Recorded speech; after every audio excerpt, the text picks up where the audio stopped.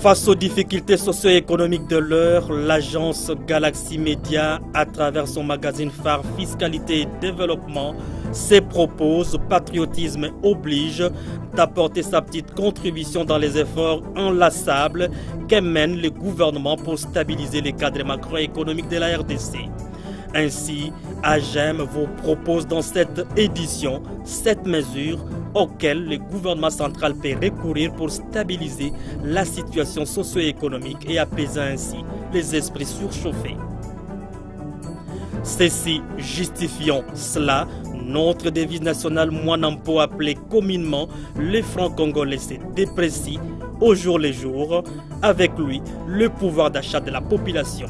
Qu'est-ce qui explique aujourd'hui la descente aux enfers de notre monnaie nationale qui pourtant s'est stabilisée pendant plus de 5 ans?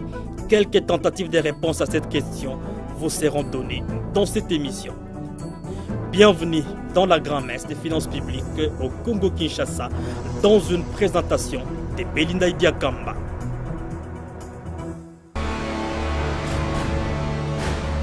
Agence Galaxy Media, la passion de développer la RDC.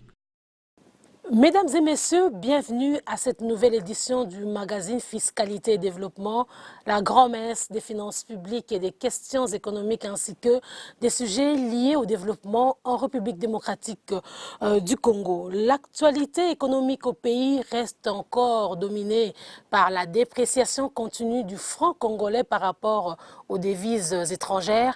Le taux d'échange de notre devise nationale a franchi le cap de 1500 francs congolais le dollar américain et la dépréciation de la monnaie nationale semble ne pas s'arrêter. Une situation à la base de l'inflation de prix constatée depuis quelques temps sur le marché. Jean-Louis Miasouekama et Sénine Bumba pour les explications. Au grand marché de Kinshasa, un seul sujet sur les lèvres. Bon, maramotali to ya dollar, to so dollar li to la muki. Chaque jour to zo matara, to so baté.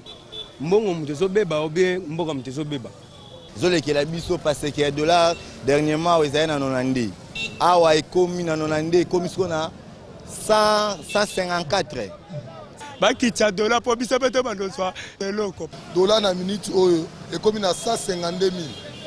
Stala yango pano 5 to comme da 115. Tout comme à la fin du mois, dollar derrière to gata na 20. Et les nouvelles ne sont pas bonnes, comme le montrent les pancartes. La barre de 1500 francs le dollar a été franchie. Pour les commerçants du marché, la vie devient quasi impossible. Toi, on n'a pas si tu as chaque jour dollar raison mato jour au jour. Le tozo mon andenga osate mutu mususu azoya aki na tota mususu muboyi.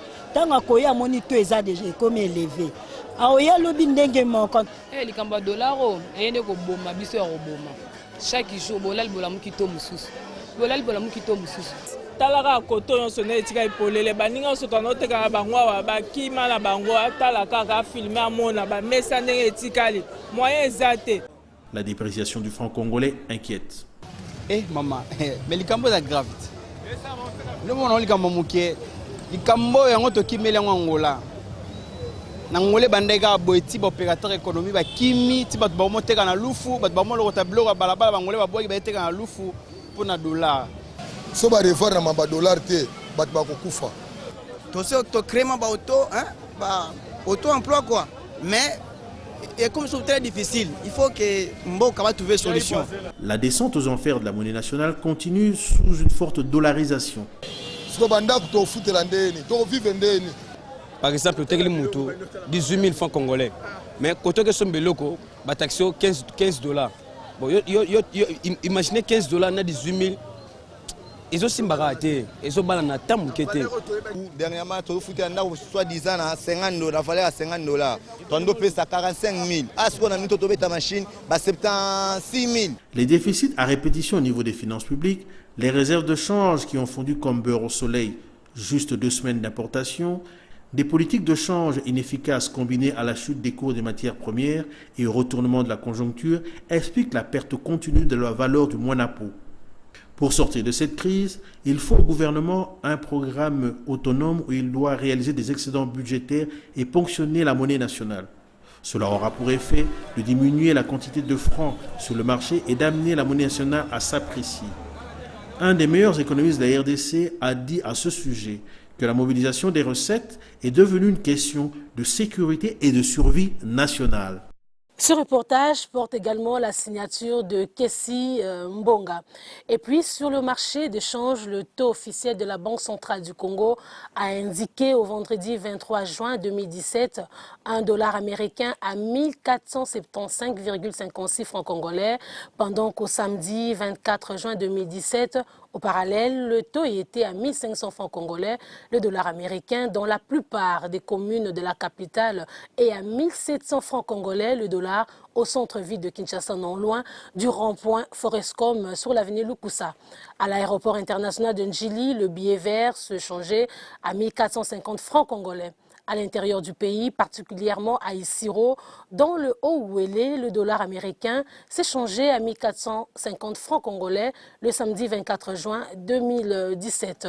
À Kolwezi, dans le Lualaba, la monnaie américaine se négociait à 1420 francs congolais. À Mweneditu, dans la province de Lomami, et à Kalima, dans le Maniema, le roi dollar valait 1400 francs congolais. Pendant qu'à Lodja, dans le Sankourou, la devise de l'oncle Sam s'est changée à 1470 francs congolais. Le pic du taux de change à l'intérieur du pays a été observé à Matadi, dans le Congo central, où le dollar américain s'est négocié à 1500 francs congolais.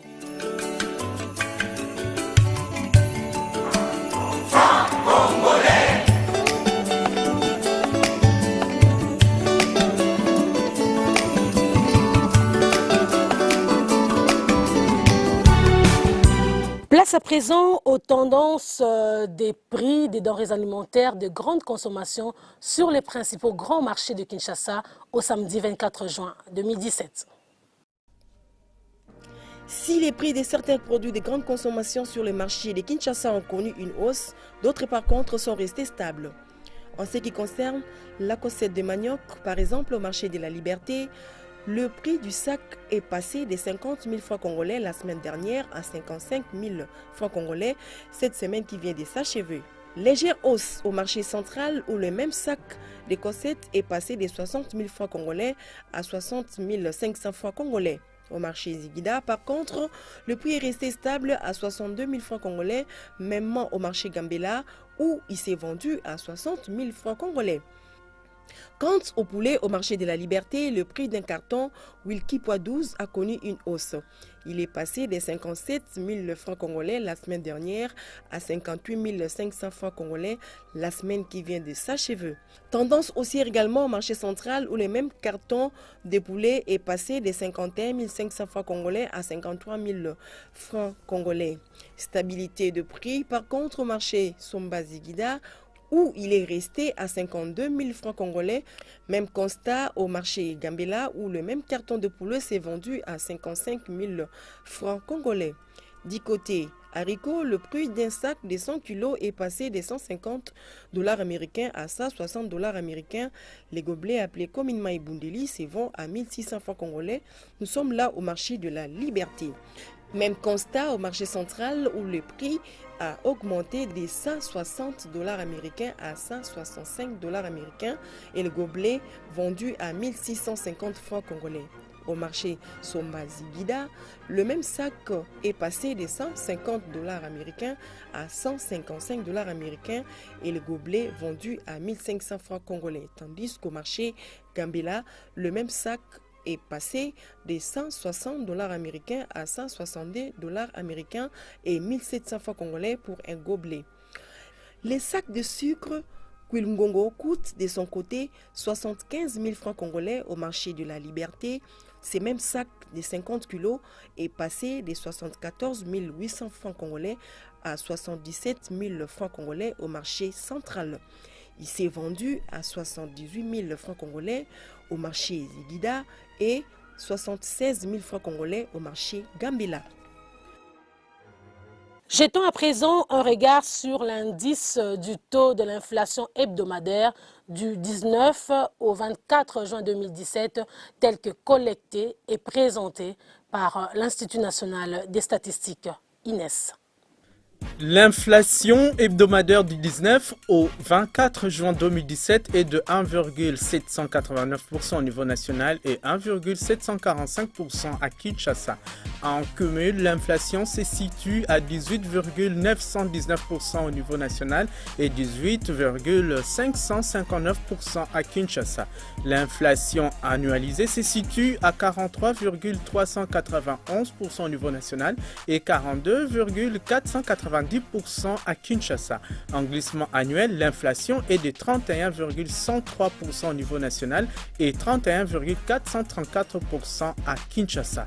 Le niveau de l'inflation de la semaine est consécutif à la dépréciation du franc congolais sur le marché d'échange, occasionnant la hausse des prix des céréales, des viandes, du sucre, des poissons surgelés, des laits et produits laitiers, des huiles importées, des pâtes alimentaires, des produits pharmaceutiques, des boissons alcoolisées importées, des services d'hébergement et de restauration, des meubles, articles de ménage et entretien courant de la maison, des produits d'entretien courant des ménages, des appareils électroménagers, des pagnes, des vêtements et chaussures, des matériaux de construction, des billets d'avion des lignes aériennes continentales et intercontinentales, des pièces de rechange pour véhicules, des fournitures scolaires et de bureaux, des services d'Internet, des ustensiles de cuisine, ainsi que de produits et services de soins corporels. L'Allemagne a célébré avec faste le mercredi 21 juin 2017 les 70 ans du plan Marshall. Pour rappel, le plan Marshall est un programme économique américain signé le 5 juin 1947 par 16 pays européens, financé à hauteur de 13 milliards de dollars américains, sorti de la Federal Reserve. Ce plan avait permis à l'Europe occidentale de se développer après la guerre. Selon le quotidien Le Monde, le plan Marshall avait été rendu public par le secrétaire d'État George Marshall en 1947 à l'université Harvard aux États-Unis. Il avait octroyé des prêts aux États européens qui leur ont permis de se reconstruire au lendemain de la Seconde Guerre mondiale. La chancelière allemande Angela Merkel a souligné le 21 juin 2017 que le plan Marshall avait bien servi les intérêts des entreprises américaines. Il va sans dire que cet investissement n'avait pas une approche altruiste. Les pays européens devaient se reconstruire comme associés et partenaires commerciaux des États-Unis, point barre. Henry Kissinger, prix Nobel de la paix en 1973 et secrétaire d'État américain à cette époque, s'est même déplacé des États-Unis pour Berlin afin d'assister personnellement à cette cérémonie hautement symbolique.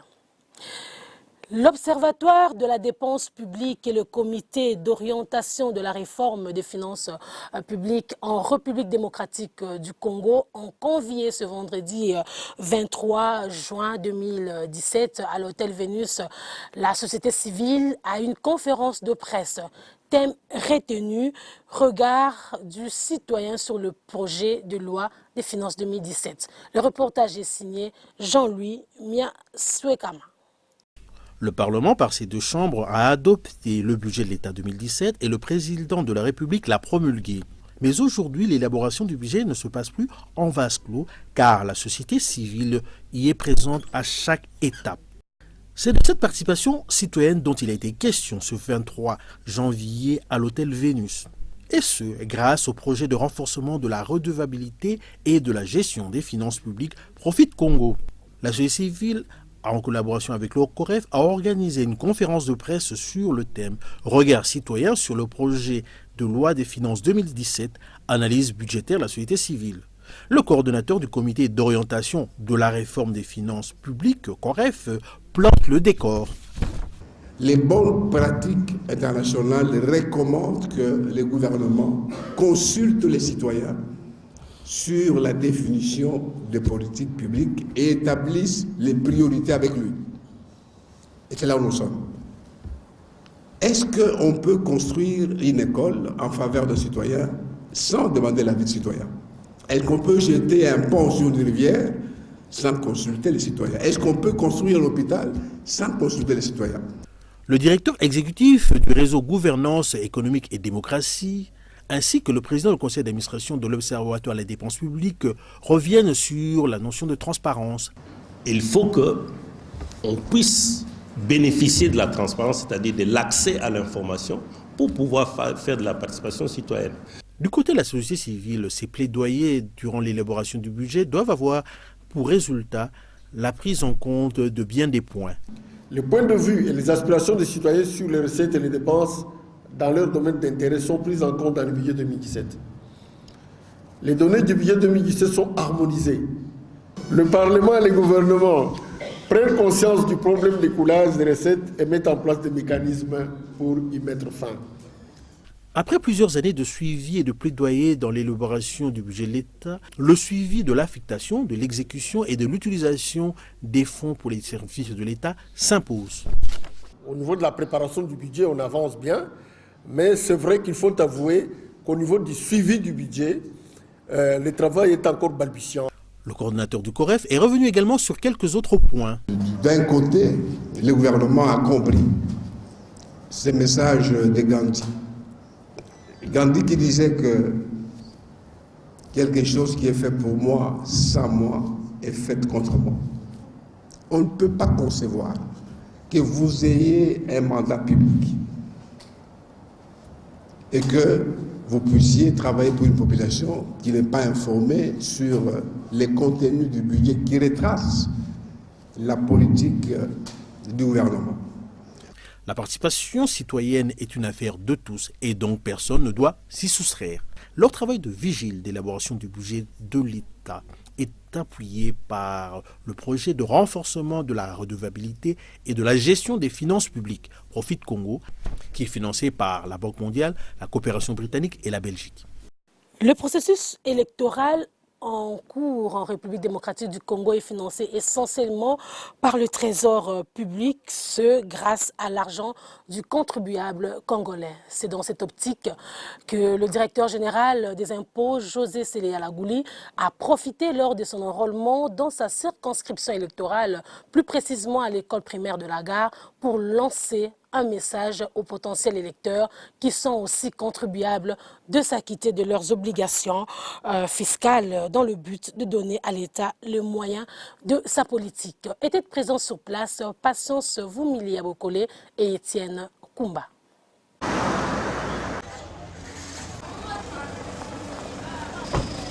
C'est un acte civique que vient d'accomplir le directeur général des impôts, José Séléa Lagouli, au centre d'enrôlement d'électeurs Épin-Ingard. Un bon citoyen, le patron de la DGI tient coûte que coûte à participer au processus électoral en cours. En tant que premier citoyen de la Direction générale des impôts, donc je devais remplir cette obligation civique pour venir me faire enrôler de manière à participer à cette obligation civique qui incombe à tout citoyen congolais dont je fais partie. Et donc le message que je peux lancer d'abord à l'endroit des agents des impôts, c'est de répondre à l'appel de son Excellence Monsieur le Président de la République pour venir s'enrôler, en tout cas en masse, pour participer à ces processus électoraux. Le processus électoral en RDC est financé en grande partie par le Trésor public. Profitant de l'occasion, les patrons des impôts ont lancé un message aux contribuables. C'est aussi un appel que je lance à tous les contribuables de pouvoir s'acquitter convenablement de leurs obligations fiscales pour permettre au gouvernement de la République de tenir ses engagements en ce qui concerne le financement du processus électoral qui doit se tenir conformément au calendrier qui sera publié par la Commission nationale indépendante. C'est un exemple à suivre. Et puis, la DGRAD rappelle aux opérateurs économiques assujettis à la taxe rémunératoire annuelle TRA sur les installations classées de la catégorie 1A que l'échéance de son paiement est fixée au 30 juin 2017 comme indiqué dans le communiqué officiel numéro 001/SCAB/MIN/EDD/04/00 AKK/2017 du 3 juin 2017 de son Excellence Monsieur le ministre de l'Environnement et Développement durable. Ainsi, le défaut de paiement à cette date expose les défaillants aux amendes et pénalités conformément aux lois et règlements en vigueur. Fait à Kinshasa le 9 juin 2017. Le communiqué est signé conjointement Magui Sambi Kikoutoué, directeur général des GERAD, et Léonard Mwambakanda, secrétaire général au ministère de l'Environnement. Découvrons à présent un communiqué de la douane congolaise concernant la soumission de la déclaration de chargement à travers le guichet unique intégral du commerce extérieur dans une lecture de Dina Diadivania. Il est porté à la connaissance des transporteurs ou de leurs représentants œuvrant au poste frontière de Kasumbalesa qu'à dater du 20 juin 2017, l'accomplissement des formalités douanières consistant au dépôt de la déclaration de chargement dans Sidonia Wood est subordonné au passage par la plateforme du guichet unique intégral du commerce extérieur GIS en sigle, mise en place en application du décret numéro 15/019 du 14 octobre 2015 instituant un guichet unique intégral du commerce extérieur. Les modalités de soumission de la déclaration de chargement à la douane à travers la plateforme du GIS sont définies dans le manuel des procédures en annexe à l'arrêté interministériel numéro 035/CAB-MIN/Finance/2016 et numéro 005/CAB/MIN-COM/2016 portant manuel de procédure harmonisée applicable au guichet unique du commerce extérieur. La mise en œuvre du nouveau dispositif étant progressive, les transporteurs ou leurs représentants œuvrant dans les bureaux de douane frontaliers de la province douanière du Katanga, non encore concernés par la présente note, seront informés le moment venu de l'effectivité de son application. Les dispositions antérieures contraires à la présente note sont abrogées. Communiqué signé de Ruguzamagera, directeur général de Douanes et Axes. Quelles sont les dernières tendances des cours des principales matières premières sur le marché international au deuxième fixing du samedi 24 juin 2017? La réponse dans ce commentaire de Didi Mavambu Nombolo Pepe. Le pétrole qui se négocie depuis quelques temps sous la barre de $50 américains le baril a fini le week-end au vert. À Londres, le cours du baril de l'or noir s'est négocié à $45,68 américains, soit une augmentation de 0,86%, et à New York à $43,20 américains, soit une hausse de 0,96%. Le cuivre a connu une augmentation de 1,65%, se négociant à $5 723,50 américains la tonne métrique, pendant que le cours du cobalt a reculé de 0,21%. La tonne s'est négociée à $58 125. L'or a clôturé le week-end en hausse de 0,50%. L'once du métal jaune a valu $1 256,20 américains. Côté principaux produits céréaliers, la valeur du maïs a chuté de 2,98%, se négociant à $358 américains la tonne. Le riz, par contre, a fini la semaine en hausse de 0,72%. La tonne s'est vendue à $11,26 américains. Et enfin, le cours du blé a reculé de 1,02%, se négociant à $460 américains la tonne, le tout au deuxième fixing du samedi 24 juin 2017. Un autre communiqué dans cette émission, il s'agit d'un communiqué de la Direction générale des douanes et axes qui porte à la connaissance de tous les opérateurs économiques du secteur tabassicole que conformément aux dispositions de l'arrêté ministériel numéro CAB-Finance-2016-004 du 9 novembre 2016, portant taxation spécifique des cigarettes et instauration des signes fiscaux sur les produits d'accise.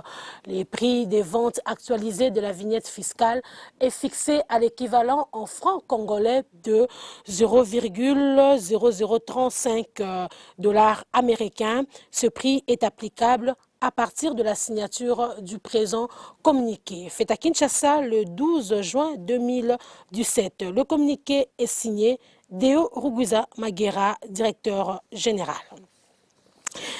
Tradition respectée à la division passation de marché du Bureau central de coordination BCECO avec la séance publique d'ouverture des plis de la consultation restreinte relative à la fourniture d'un véhicule pick-up 4x4 double cabine pour le comité de coordination du projet de réhabilitation et de modernisation des cliniques universitaires de l'Université de Kinshasa.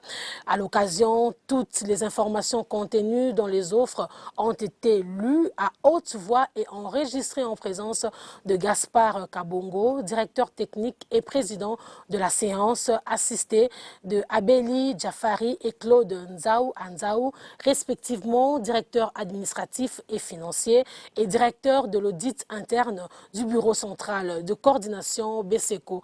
Quant à la demande de propositions relatives au recrutement d'une firme internationale spécialisée dans la mise en œuvre de projets d'implémentation des systèmes fiscaux et nouvelles technologies de l'information et communication NTIC au niveau gouvernemental, ce dossier a été reporté à la semaine prochaine, ce qui donne la possibilité à ceux qui avaient soumissionné de retirer leurs offres pour d'éventuels ajouts. Si vous êtes donc intéressé par les marchés adjugés par le Bureau central de coordination BCECO, que d'aucuns appellent par ignorance la BCECO au lieu du BCECO, consultez toujours le www.bceco.cd. Un message de vœux émanant de la Direction générale des douanes et accises avant de poursuivre avec votre magazine. À l'occasion du 57e anniversaire, ce vendredi 30 juin 2017, de l'accession à l'indépendance de la République démocratique du Congo, la haute direction de la Direction générale des douanes et accises, DGDA en sigle, ainsi que l'ensemble de son personnel, ont le réel plaisir de souhaiter une bonne et heureuse fête à son Excellence Monsieur Joseph Kabila Kabange, président de la République, chef de l'État, à l'honorable président du Sénat, à l'honorable président de l'Assemblée nationale, à son Excellence Monsieur le Premier ministre, chef du gouvernement, aux honorables sénateurs et députés et aux membres du gouvernement. La Direction générale des douanes et accises renouvelle son engagement et sa détermination à accompagner le chef de l'État ainsi que le gouvernement dans l'effort de mobiliser les recettes pour la modernisation du pays et l'amélioration des conditions sociales du peuple congolais. Fait à Kinshasa le 20 juin 2017, le communiqué est signé Deo Rugwiza Magera, directeur général. La 54e session de l'Assemblée plénière ordinaire de la Conférence épiscopale nationale du Congo a débouché sur un constat amer sur la gestion de notre pays. Les prélats catholiques ont publié ce vendredi 23 juin 2017 un rapport de conclave intitulé « Le pays va mal » des Congolais, dans lequel ils stigmatisent la situation politico-socio-économique que traverse notre pays. Pour en savoir plus, suivez ce reportage de Lambert Yuma. Payer son loyer chaque mois, scolariser ses enfants, administrer les soins médicaux aux membres de sa famille, avoir de l'eau potable, du courant électrique, pire encore, nourrir simplement mais correctement sa famille, tient d'un miracle en République démocratique du Congo. Le simple minimum vital devient hypothétique pour les Congolais moyens au regard du panier de la ménagère. Actuellement, la tendance des prix sur le marché est haussière. C'est chaque jour qu'il y a augmentation des prix et nous ne sommes pas capables de faire des prévisions exactes sur tous nos achats. Le seuil de tolérance est atteint et le pays va mal. Ce n'est pas moi qui le dis. Le pays va très mal.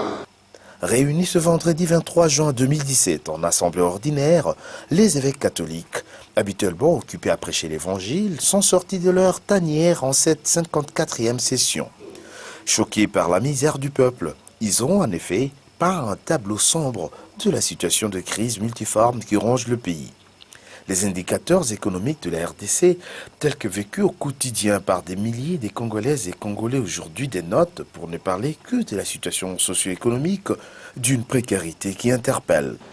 Il y a peu, la RD Congo jouissait d'une relative stabilité économique. En ces jours, la santé économique de notre pays est critique. Elle empire au jour le jour. Nous assistons au recul du taux de croissance, à la dépréciation de la monnaie nationale face aux devises étrangères à cause du flottement des taux d'échange. Le climat des affaires est plus que morose et décourage les investisseurs. La corruption, l'évasion fiscale, le détournement de fonds publics ont atteint des proportions inquiétantes à tous les niveaux.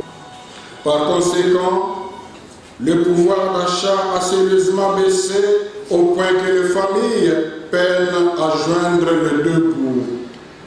Pour la grande majorité de la population congolaise, les conditions de vie sont devenues plus que précaires. En témoignent la sous-alimentation, l'incapacité d'accéder aux soins de santé primaires et à la scolarité, l'accumulation des arriérés de salaire, l'approvisionnement en eau et en électricité est devenu régulier dans les milieux urbains, tandis que les factures de consommation ne cessent d'augmenter. Dans cette campagne d'appel à un élan patriotique, c'est l'avenir des enfants congolais qui doit se dessiner merveilleusement bien. Les évêques invitent tous les citoyens à se prendre en charge, à façonner un pays plus beau qu'avant.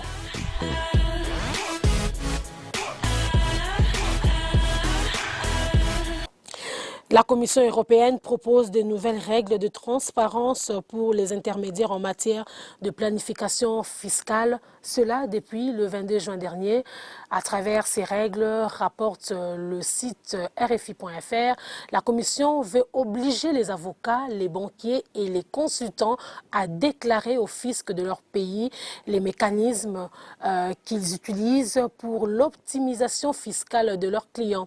Objectif, lutter contre les experts qui vendent des dispositifs d'évasion fiscale aux particuliers et aux sociétés en utilisant généralement des mécanismes transfrontaliers complexes.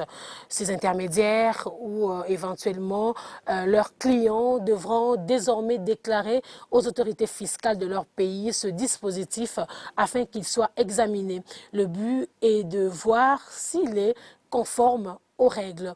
Bruxelles propose aux États de définir eux-mêmes les sanctions en cas de dissimulation de ces mécanismes d'optimisation. L'objectif est d'accroître les recettes fiscales. Selon la source, le Royaume-Uni a déjà mis en place un système analogue depuis 13 ans. Résultat, la couronne britannique a pu empêcher une fraude fiscale de plus de 13 milliards d'euros. Avant d'entrer en vigueur, ce projet de directive doit toutefois être approuvé à l'unanimité par les États membres de l'Union européenne. Il s'inscrit dans une vaste lutte que la Commission européenne a lancée contre la fraude fiscale.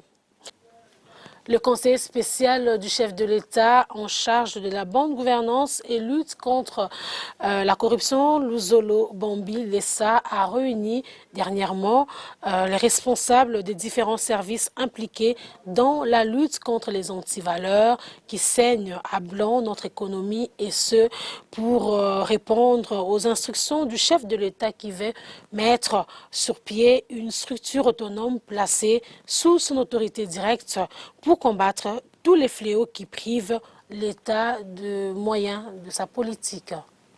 Lors de la réunion du comité de pilotage économique, le chef de l'État, Joseph Kabila Kabange, a fait remarquer au gouvernement central que les 28 mesures arrêtées par lui pour redresser la situation socio-économique du pays n'ont pas donné les résultats escomptés et qu'il faille mettre rapidement sur pied des nouvelles réformes plus efficace. C'est pour rencontrer ces préoccupations que l'agence Galaxy Media a décidé d'apporter sa petite contribution au redressement de la situation socio-économique de l'heure en proposant 7 mesures phares que nous vous convions à découvrir dans ce commentaire de Jérôme Sekana Penepapa.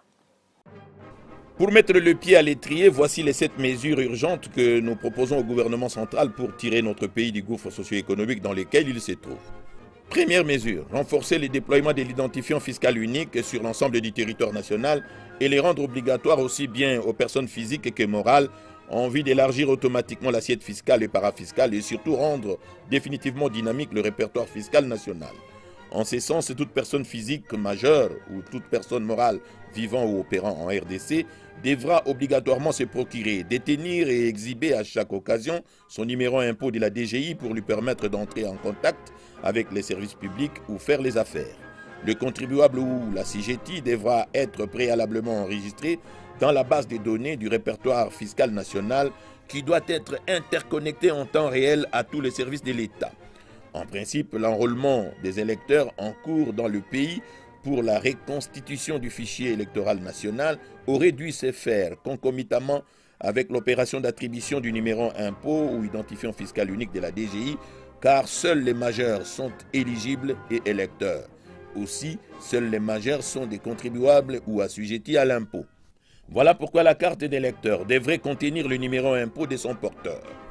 Pour compenser cette lacune déjà consommée, la future carte biométrique d'identité nationale pour les majeurs congolais devra combler ces déficits en contenant obligatoirement le numéro fiscal.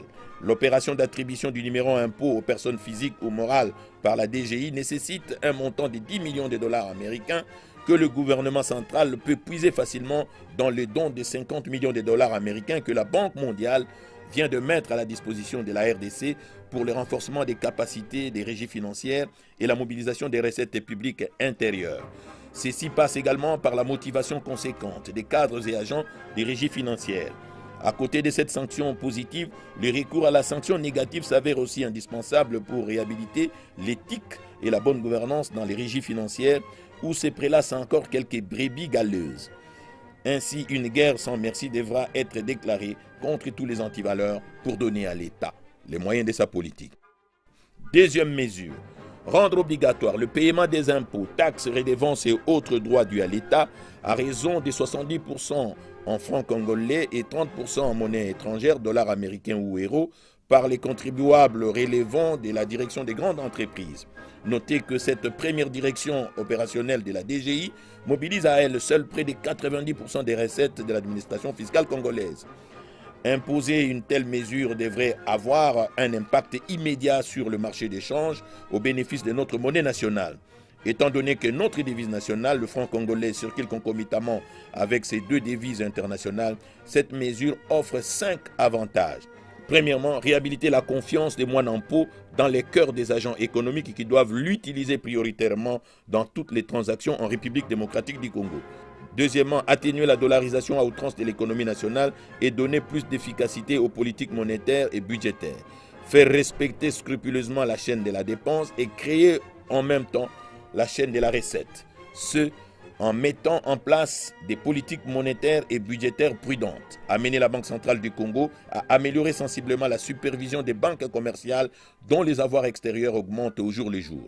Troisièmement, augmenter l'offre en devises étrangères en appliquant scrupuleusement la loi conformément aux articles 269 et 271 du Code minier en vigueur sur le rapatriement des capitaux, notamment les 40% des recettes des ventes à l'extérieur de produits miniers que les entreprises minières doivent rapatrier en liquidité et en totalité en République démocratique du Congo sous le contrôle de la Banque centrale du Congo. Cette dernière a l'obligation de surveiller tous les mouvements des comptes dans les banques étrangères où sont logés les 60% des recettes de la dite vente. Ce qui permettra, in fine, d'accroître substantiellement les réserves d'échange, évaluées aujourd'hui à seulement 3 semaines d'importation. Quatrièmement, soumettre à la session de septembre 2017 pour ratification par nos deux chambres au Parlement la Convention de Nairobi signée le 9 juin 1997 dans la capitale kenyane. Cette convention est un instrument juridique douanier international sans pareil est très efficace pour juguler toutes sortes de fraudes des ressources naturelles à travers le monde. Il permet aux administrations douanières des pays signataires d'accéder à l'étranger à toutes les informations, entendez, statistiques, bordereaux d'expédition ou de réception, images, photos ou toute autre preuve sur les marchandises exportées depuis leur pays pour faire une contre-vérification au niveau des administrations douanières, fiscales, des banques, des bourses, des services de sécurité et sont en droit, en cas de fraude avérée, de saisir automatiquement les instances judiciaires du pays d'accueil pour obtenir réparation. Cinquièmement, enfin, promouvoir la production dans tous les secteurs vitaux pour booster la croissance économique. Car sans production, il n'y a pas de stabilité. Sans production, il n'y a pas de croissance économique. Il faut le faire rapidement dans tous les secteurs porteurs de croissance par excellence, comme l'agriculture, les mines, les services, etc., sans oublier les recherches scientifiques à travers un incubateur national de start-up qu'il faut créer rapidement et qui pourra être financé et géré par le Fonds de promotion de l'industrie FPI. Troisième mesure, supprimer les monopoles commerciaux accordés aux expatriés, promouvoir la classe moyenne congolaise en appliquant rigoureusement la réglementation sur le petit commerce et mettre en exécution les trains des mesures suggérées par le rapport MENA Finance sur l'audit des produits de grande consommation. Ceci pour rencontrer directement les besoins urgents de la population et soulager un tant soit peu son faible pouvoir d'achat. Pour gagner ces paris, le gouvernement central devra stabiliser par tous les moyens les cadres macroéconomiques. Ceci passe par l'observance des règles de la bonne gouvernance sous une gestion sur base caisse à tous les niveaux des sphères décisionnelles.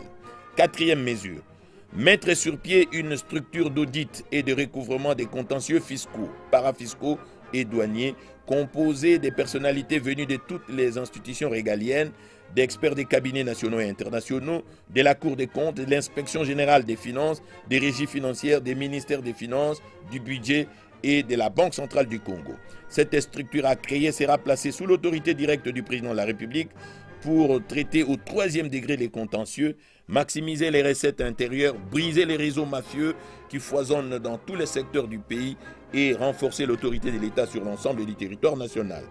Elle devra être dotée d'un pouvoir coercitif exceptionnel, d'une personnalité juridique, d'une autonomie de gestion financière et administrative avérée et devra être chargée, d'entre autres, A. D'auditer la structure des prix des produits pétroliers et extirper du prix moyen frontière, PTM, toutes les charges qui alourdissent inutilement le coût de produits pétroliers à la pompe, faire profiter aux consommateurs l'embellie pétrolière observée à travers le monde qui n'a jamais profité au peuple congolais, affecter les dividendes de cette embellie au financement rationnel des infrastructures de base assorti d'un chronogramme validé par le gouvernement central. Les mêmes audits devra s'étendre sur toutes les entreprises pétrolières productrices comme distributrices, y compris des entreprises en sous-traitance dans ces secteurs. B. D'auditer toutes les exonérations et évaluer leur impact sur l'économie nationale, supprimer toutes les exonérations dérogatoires ne découlant pas du code des investissements. Elle représenterait aujourd'hui plus de 45% des recettes intérieures mobilisées par les régies financières.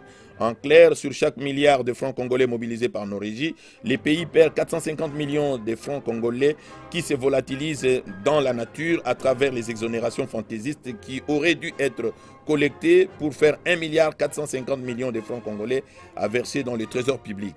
Certaines missions diplomatiques, des ONG, des ONGD, des confessions religieuses, certaines agences du système des Nations Unies sont impliquées jusqu'au cou dans cette fraude. Plusieurs marchandises exonérées qui passent par les canaux précités se retrouvent comme par enchantement sur le marché congolais des biens et services sans qu'aucune autorité ne puisse élever le petit doigt pour dénoncer ni s'en inquiéter. Une véritable évasion fiscale à grande échelle qui se déroule sous la barbe des services compétents et souvent avec la complicité de certaines autorités du pays. C'est d'auditer toutes les entreprises de télécommunications, notamment la plateforme d'interconnexion et la taxe de régulation. Placer l'homme qu'il faut à la place qu'il faut, c'est-à-dire des compétences avérées à l'ARPTC et à la SCPT, en les dotant pour la première cité des équipements de contrôle en temps réel, des appels entrants, source infinie d'énormes recettes, et pour la seconde des équipements d'interconnexion. Ici aussi, l'État congolais est roulé dans la farine et perd chaque année des milliards de dollars américains. Il faut réauditer avec expertise avérée toutes les sociétés de télécommunications opérant en République démocratique du Congo. Le potentiel fiscal dans ce secteur est énorme, mais l'État congolais récolte des miettes comme recette. Le Nigeria vient de réussir cet exercice avec MTN à Lagos. La RDC est en droit de le faire aussi avec ses opérateurs de télécom et ça ne sera que justice. Patriotisme économique oblige. D. D'auditer toutes les entreprises extractives, mines, hydrocarbures, bois, etc., ainsi que des licences de transfert et rapatriement des fonds en devises sur l'ensemble du territoire national par la Banque centrale du Congo en examinant minutieusement leur conformité ainsi que leur impact sur l'économie nationale. C'est pour se conformer aux vœux du chef de l'État exprimé lors de la dernière réunion du comité de pilotage économique qu'il est impérieux que le pays se dote rapidement de cette structure qui, rappelons-le, sera placée sous son autorité directe et luttera contre les antivaleurs et maximisera les recettes de l'État. 5e mesure, réviser les dispositions fiscales, parafiscales et sociales du code minier et du code forestier qui font de ces deux instruments juridiques le plus dupe du monde. La République démocratique du Congo doit se doter d'un fonds souverain alimenté par les dividendes tirés de l'exploitation de ses fabuleuses richesses naturelles pour financer son développement et disponibiliser des capitaux frais pour les générations présentes et futures.